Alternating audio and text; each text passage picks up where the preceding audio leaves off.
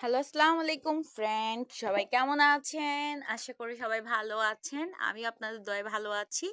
আজকে আরো একটি লং ভিডিও নিয়ে চলে আসলাম। আমি ঝুমুর আপনাদের। আশা করি ভিডিওটি সবাই পুরোটা দেখবেন আর কেমন হয়েছে কমেন্ট করে অবশ্যই বলবেন। তো আমি আজকে যে ভিডিওটি করছি এটা কোনো ড্রয়িং না, এটা হচ্ছে রান্না। তো আমি দেখতেই পারতেছেন। তো এই রান্নাটা কিন্তু আমি কয়েকদিন আগে করেছিলাম কিন্তু আপনাদের সাথে শেয়ার করতে পারিনি কারণ বাচ্চারা অনেক চিল্লাচিল্লি করছিল আর অনেক দুষ্টুমি। তো এগুলো সাউন্ড ভয়েস রেকর্ড করে আপনাদের সাথে শেয়ার করা দরকার ছিল, তাই সময় পাচ্ছিলাম না। তো ভাবলাম আজকে শেয়ার করে দিই। তো আমি প্রথমেই কিন্তু দেখতে পাচ্ছেন এই যে সকাল সকাল একদম রেডি হয়ে আপনাদের সাথে এই যে বেগুন কাটতেছি। তো বেগুন ছুরি দিয়ে কেটে নিচ্ছি প্রথমেই কিন্তু। তো আমি বেগুন কিন্তু শুটকি দিয়ে ভাজি করব। তো এই কারণে আমি বেগুনগুলোকে আগে কেটে নিচ্ছি, একদম কুচিয়ে নিচ্ছি ছুরির সাহায্যে। তো বটি দিয়ে করলে কিন্তু আপনারা ভালো বুঝতে পারবেন না, আর আমার এখানে ভিডিও করার মতো লোক নেই। তো আমি নিজে নিজেই করছিলাম আরেকটা মোবাইল মোবাইল দিয়ে। তো এই আর কি। তো আমার ভিডিওগুলো আমি নিজেই তৈরি করি, অন্য কেউ কিন্তু আমার পাশে থাকে না।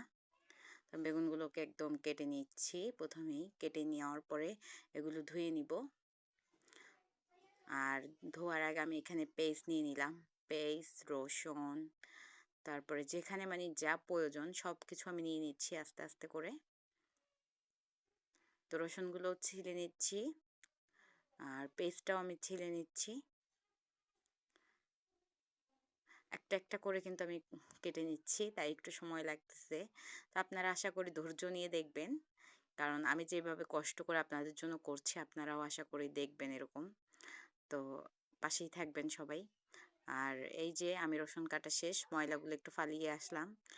আর এই যে এটা হচ্ছে ফ্রাই প্যান, এখানে আমি এই যে আগেই পেস্ট ছিলে রেখেছিলাম ওই পেস্টটা আমি দিয়ে দিয়েছি মেশিনের সাহায্যে কেটে। তো আস্তে আস্তে করে কিন্তু কেটে দিয়ে দিয়েছি, একটু তাড়াহুড়ো করে দিয়েছি কারণ আপনাদের তো এত ধৈর্য নেই যে এত সময় বসে বসে দেখবেন ভিডিওগুলো।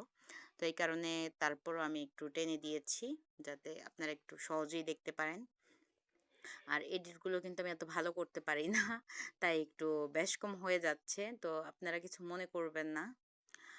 আর এই যে কড়াইতে আমি পেঁয়াজ, রসুন, কাঁচামরিচ এগুলো দিয়ে দিলাম আর তেলও দিয়ে দিচ্ছি। দেওয়ার পরে এখানে আমি হালকা একটু নাড়াচাড়া করে নিচ্ছি। আর এখানে একটু হলুদ দিয়ে নিলাম, একটু মশলা। তো আমি কাঁচামরিচ, পেস্ট, হলুদ এগুলো দিয়ে একদম হালকা হালকা করে লেড়ে নিচ্ছি, নাড়াচাড়া করে নিচ্ছি আর কি। তো এখানে আমি শুটকি দিয়ে নিচ্ছি, চিংড়ি শুটকি। তো চিংড়ি শুটকিটা একটু আগে দিতে হয় কারণ একটু নাড়াচাড়া করলে একটু ভাজাটা বেশি হয়, তো ভালো হয়ে যায়। মানে শুটকি যে একটা স্মেল থাকে, একটা গন্ধ থাকে, এটা কিন্তু চলে যায় একটু ভাজা ভাজা করলে, আর গ্রানটা আরো সুন্দর আসে। তো এই কারণে আমি একটু ভাজা ভাজা করে নিচ্ছি শুটকিগুলো, একদম লাল লাল করে নিচ্ছি। এখানে একটু লবণ দিয়ে নিচ্ছি।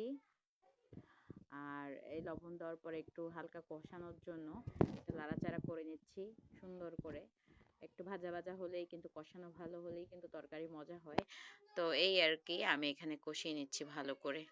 তো সকাল যেহেতু সূর্যের আলো পড়েছে দেখতেই পারতেছেন একটু একটু জ্বলতেছে। আমি একদম গোসল টোসল করে একদম রেডি হয়ে চলে এসেছি আপনাদের সাথে ভিডিও শেয়ার করার জন্য। তো এই আর কি, এখন আমি এগুলো ভালো করে নাড়াচাড়া করে নিচ্ছি রসুনগুলোকে, দেখতেই পারতেছেন। রসুন শুধু না, পেঁয়াজ, রসুন মানে সব কিছু আর কি কষিয়ে নিচ্ছি ভালো করে। এখানে গুঁড়ো মরিচ আমি অ্যাড করিনি কারণ এগুলো ভাজি, আর বাচ্চারাও খাবে, আমরাও খাবো, বেশি গুঁড়ো মরিচ দিলে ভালো হবে না। তো আমি বেগুনগুলোকে এই যে ধুয়ে তারপরে নিয়ে করছি, আগেও ধুয়ে রেখেছিলাম কিন্তু আবার হালকা পানি দিয়ে দিয়েছি এই আর কি। তো আমি বেগুনগুলোকে এই যে দিয়ে দিচ্ছি আস্তে আস্তে করে কড়াইতে, সুন্দর করে আস্তে আস্তে করে দিতে হবে যেহেতু কারেন্টের চুলা। তাড়াহুড়ো করলে কিন্তু পানি বেশ কম হয়ে চুলাতে পড়বে, তো সমস্যা হয়ে যাবে। তো এরকম সাবধানতা অবলম্বন করতে হবে, সাবধানতা অবলম্বন করেই আপনাদেরকে দিতে হবে, কারণ বেশ কম হলেই কিন্তু কারেন্টের যেহেতু চুলা, বেশ কম হলে কারেন্ট শর্ট করতে পারে। কোনো সমস্যা হয়ে যেতে পারে। তো আস্তে ধীরে করাটাই বেটার হবে আপনাদের জন্য বা আমার জন্য। যেই করবেন সাবধানতা অবলম্বন করে করবেন। আর অনেকে তো মাটির চুলাতেও রান্না করে। আর মাটির চুলা, গ্যাসের চুলা যে যেরকম সবাই সাবধানে থাকাটাই ভালো এই আর কি।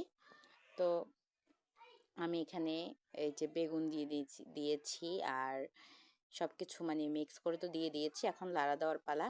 তো আমি এখন লাড়া দিয়ে দিব এইগুলো সব আস্তে আস্তে করে লাড়া দিয়ে দিব।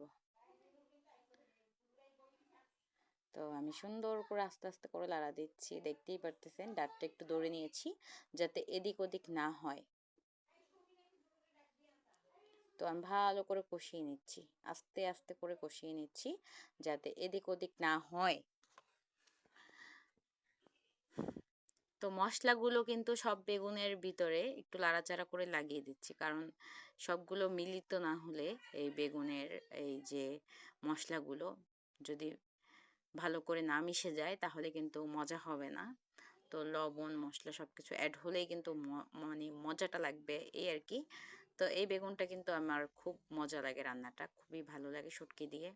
আর বেগুনটা কিন্তু সব রকম মাছ দিয়েও মজা, আবার শুটকি দিয়েও কিন্তু খুব মজা। আর ভর্তা বানালেও তো মানে অনেক মজা লাগে এই আর কি। তো আমি এই যে সুন্দর করে কষিয়ে একদম ভালো করে নিয়ে নিচ্ছি বেগুনটা। তো এই ভাজির জন্য রেখে দিলাম, ভাজা হচ্ছে, রান্না হচ্ছে। তো একটু পরে পরে লাড়া দিয়ে নিচ্ছি হালকা হালকা করে, কারণ এই লেগে যেতে পারে, কারণ জ্বলন্ত চুলা অনেক গরম হয়ে যায়, কিন্তু কারেন্টের চুলাগুলো কিন্তু খুব হিট, খুবই গরম। তো আমারও কিন্তু ভালোই লাগে রান্না করতে। আর সবসময় কিন্তু হঠাতে এটা ওটা, আর আমি রাত্রেও কিন্তু রান্না করি, সকালেও আমার ভালো লাগে রান্না করতে সব সময়। তো এই আর কি। আর আমি বেশি কিন্তু এত কিছু অনেক মানুষ অনেক কিছু অ্যাড করে, অনেক কিছু দেয়, কিন্তু অতটুকু আমি এরকম করি না। আমি সিম্পলি রান্না করি, মানে মজা হওয়ার মতো, এত বেশি দিই না, কিন্তু সবাই বলে তাও অনেক মজা হয়েছে, সবাই অনেক প্রশংসা করে সব সময়ই। তো আমার বেগুনটা কিন্তু হওয়ার সময়, তো আমার বেগুনটা কিন্তু ভাজা কমপ্লিট হয়ে গেছে একদম সুন্দর। এখন কিন্তু এই যে উঠানোর পালা, এখন একটু পরে উঠিয়ে ফেলবো এই আর কি। তো সবাই ভালো থাকবেন, আল্লাহ হাফেজ। আর ভিডিওটি ভালো লাগলে কমেন্ট করে বলবেন সবাই। আর এই যে আমার কিন্তু ভাজা পুরোপুরি কমপ্লিট। কার কার বেগুন পছন্দ তা বলতে ভুলবেন না সবাই। বেগুন আমার খুব ভালো লাগে, সব সময় আমি বাজারে গেলে কিন্তু বেগুনটা নিই। আর তিত বেগুন যে ছোট ছোট বেগুনটা, ওটাও কিন্তু আমি কিনে রাখি, কারণ এই দুইটাই কিন্তু খুবই মজা রান্নাটা। আর আমি তিত বেগুন দিয়ে কিন্তু ভর্তা বানাই, তো তিত বেগুনের ভর্তাটাও কিন্তু একদিন শেয়ার করব।